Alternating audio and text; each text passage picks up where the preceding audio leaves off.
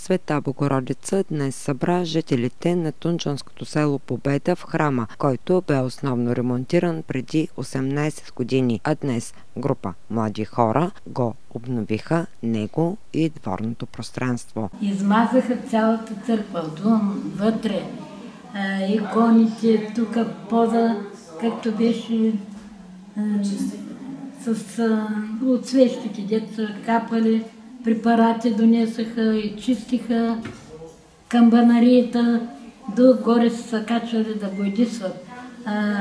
Тук оградата, цялата ограда край църквата е бойдисана. Тук с лак са минавали, врати. За мен е едно добро дело на тези младежи, които най-вече се организираха и то с доброволен труд. Едно нещо, ново начало за Победа. Село Победа специално. И да се надяваме и за напред да има доста доброволци да помагат. Тъй като виждате, двора не е малък, но не е голям.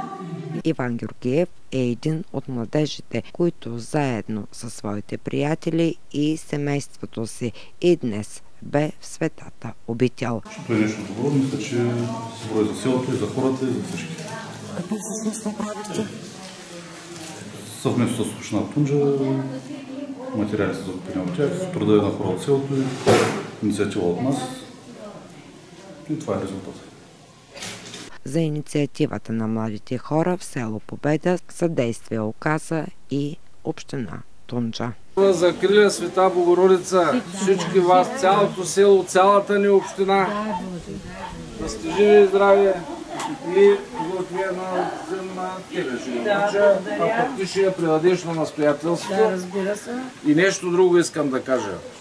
Искам да благодаря на всички от вас, тук от младите хора, Иван, който беше инициатор на идеята с малко пари да се обнови тук оградата, храма, паркчето. Поздравления за всички тях за доброволния им труд. Такива хора не трябват. Хора, които не си така щадят силите и енергията за обществените дела.